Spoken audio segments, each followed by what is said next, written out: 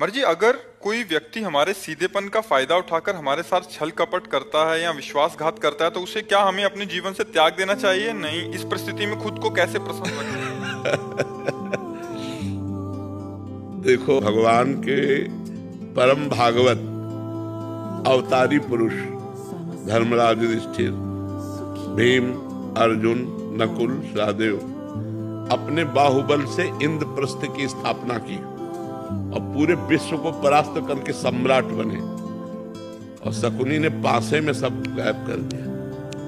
क्या भगवान उस समय सुदर्शन चक्र का अगर प्रयोग कर देते शकुनी के ऊपर तो सारा खेल समाप्त हो जाता, कौरव भी बच जाते और पांडवों को भी दुख ना भोगना पड़ता, पर ऐसा कुछ नहीं किया।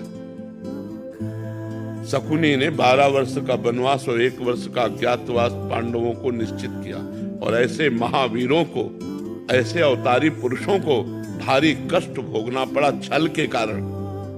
तो हमें लगता है कि कहीं न कहीं भगवत विधान होता है। जो आदमी छल कर रहा है हमारे साथ, शायद है कि हमने पूर्व जन्म में उसका कुछ लिया होगा। आज हमें लग रहा है कि वो छल विधान से हमारा ले रहा है, पूर्व जन्म में हमने कोई छल किया होगा, उसी का उत्तर मिल रहा है। मुझे ऐसा मान करके शांत, अगर त्यागने की जरूरत है तो त्याग दीजिए, नहीं कुछ ऐसे संबंध जहाँ त्याग भी नहीं सकते। भले अपना घर का कोई सदस्य है, अपने परिवार का अपना प्रिय सदस्य है, कैसे त्यागोगे? अपना पुत्र है, अपना पति है, अपना मित्र है, अपना, तो सहन करना चाहिए। मतलब दूसरा उपाय नहीं है, एकमात्र सहन करना उपाय है। कबीरा खुद को ठगाइए, दूसरों को ना ठगे।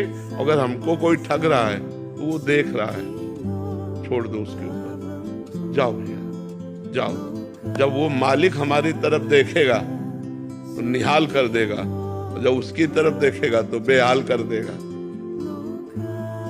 दुखिया को न सताइए, दुखिया देगा रोए, और जब दुखिया के मुखिया सुने तब तेरी गति का होए। ऊपर से लेकर के ये आज तक इतिहास साक्षी है।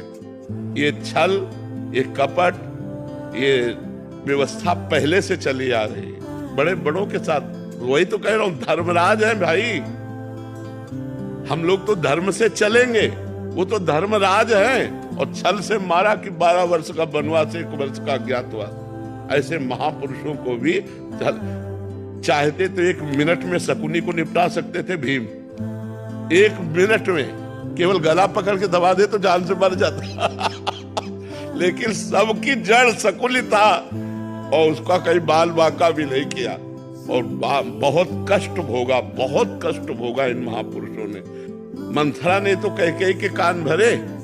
कैकेयी जी ने हठ ठान लिया, सुबह होने वाला था राज्याभिषेक और शाम के हो गया वनवास। तो भाई देखो, हम लोग तो उनके अंश हैं, वो तो स्वयं परमात्मा है, बड़े बड़े महापुरुष हैं। कुछ बातें ऐसी होती जो केवल सहनी पड़ती है। कोशिश करो, अगर राजकीय कार्रवाई से तुम बच सकता है तो बच सकता है, नहीं तो शांत सह जाओ, वो देगा, मालिक कहीं से दे देगा। वो बहुत विधान करने वाला है। लड़ाई, हमें तो लगता है लड़ाई झगड़ा छल कपट इसमें सब ठीक नहीं है। शांति से सह जाए तो अच्छा है। देखो कितना सहने की कोशिश की पांडवों ने। पहले कहा था कि जब अगर 12 वर्ष का वनवास, 1 वर्ष का अज्ञातवास आप पूरा कर लेंगे तो पूरा चक्रवर्ती राज्य आपको मिल जाएगा। जब पूरा कर लिया तो उनका राज्य नहीं देंगे। बोले आधा दे दो, बोले आधा भी नहीं देंगे, बोले 5 गांव दे। अब आप देखो ईमानदारी की हद और बेईमानी की हद। पांडवों ने कहा 5 गांव दे दो, तो भगवान से क्या कह रहा दुर्योधन? सूजी अग्रे न केसवा, सुई की नोक भर नहीं देंगे। विनाश कर दिया। फिर 100 के 100 मरे, 99 नहीं, 100 के 100 मरे। तो इसलिए अपने को चाहिए कि दबता चला जाए, कोशिश करे कि लड़ाई झगड़ा ना हो, सह जाए।